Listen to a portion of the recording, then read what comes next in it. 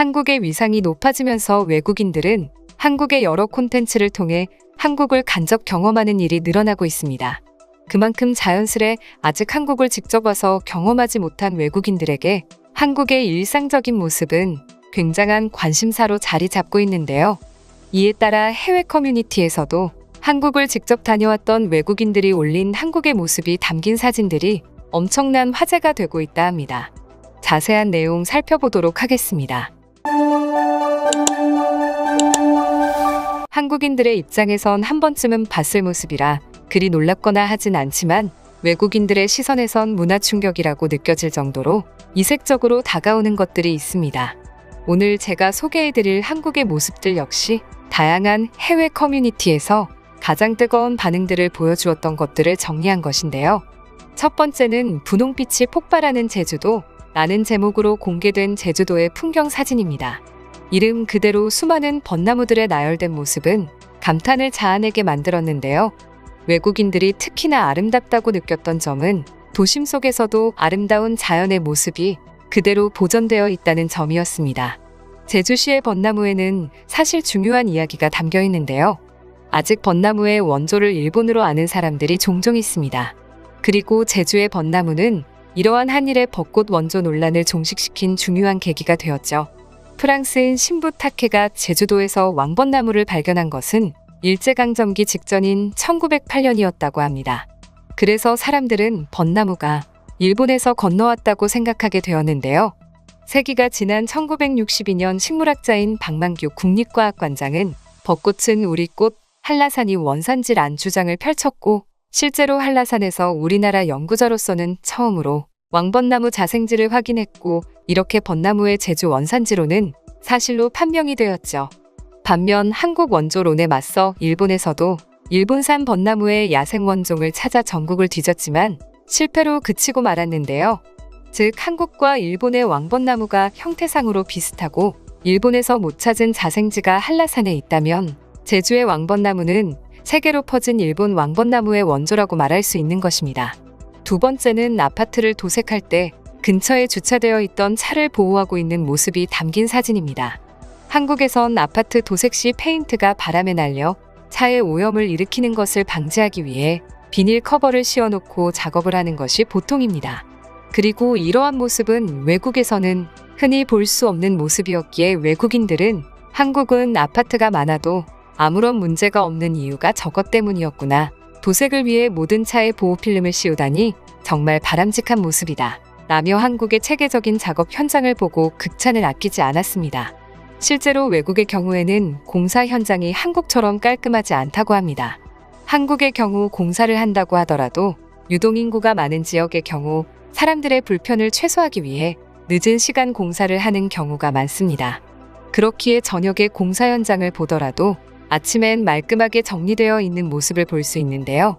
하지만 외국에선 한국이었다면 하루면 끝날 공사도 몇 주가 걸리는 것은 기본이며 출퇴근 시간에도 위험한 작업 도구들과 기계가 아무런 방비가 없이 널브러져 있는 모습을 흔하게 볼 수 있다고 합니다.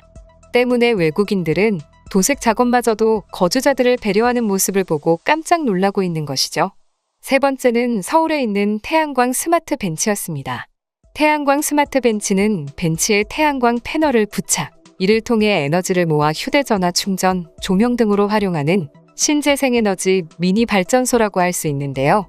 한국하면 기술력이라고 말할 수 있듯 흔한 벤치마저도 이러한 기술력을 적용한 한국의 모습을 보며 많은 사람들이 관심을 가지고 있었는데요. 댓글을 살펴보면 역시 한국답다. 조만간 한국에선 충전기를 찾아볼 수 없을 것 같아 라거나 혹시라도 저기 앉으면 엉덩이가 데이는 것은 아닐까? 라는 다소 황당한 반응마저 보여주고 있었습니다. 하지만 가장 많은 외국인들이 놀라워하는 것은 뜻밖에도 한국인들의 시민의식이었는데요. 저렇게 값비싼 장치를 공원에 만들어도 아무도 떼어가거나 훔쳐가지 않는다는 것에 놀라는 것이죠.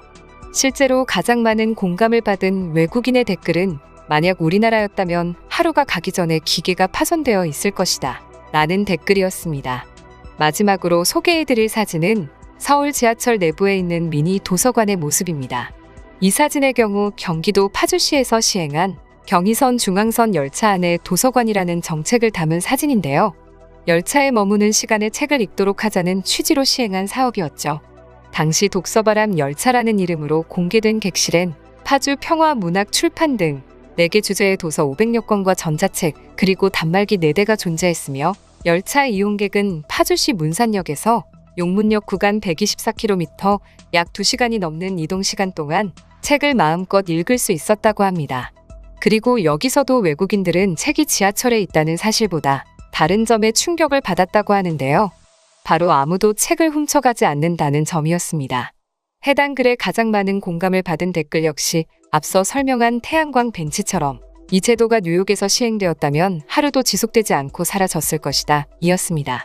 그만큼 외국인들에겐 누구나 쉽게 훔쳐갈 수 있는 지하철에 책을 공용으로 둔다는 것은 상상도 할 수 없던 것이죠. 이처럼 외국인들이 놀라는 한국의 모습을 보면 단순히 이쁘거나 신기해서도 있겠지만 그 내면엔 자연을 소중히 하는 모습이나 체계적인 노동 현장, 혁신적 기술력과 국민들의 뛰어난 시민의식 등 한국이니까 가능한 모습을 보고 놀라고 있다는 것을 느낄 수가 있었는데요. 그만큼 외국인들에게 한국의 위상이 높아진 것 같아 굉장히 뿌듯하게 다가오는 것 같습니다. 그럼 지금부터 관련 내용을 보고 외국인들은 어떤 다양한 반응들을 보여주고 있는지 더욱 자세히 알아보도록 하겠습니다. 정말 아름답다. 제주도는 내가 한국을 여행한다면 꼭 한번 가보고 싶은 곳이었는데 저기가 어딘지 너무 알고 싶네요.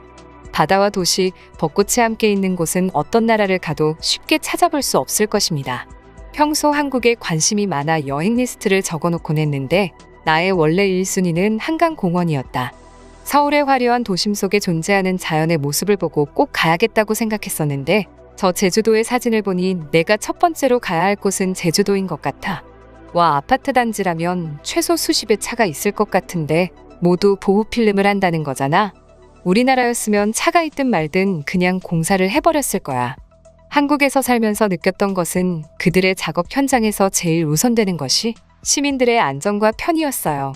단 한 번도 출근 시간에 공사 현장으로 인해 피해를 본 경험은 없었습니다.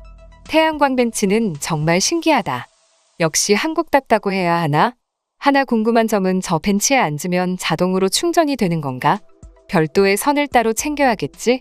무선 충전도 가능하다고 하네요. 게다가 단순히 충전이 목적이 아니라 밤에도 조명으로 활용할 수 있어서 친환경 에너지를 권장하기 위해 만들어졌다고 합니다.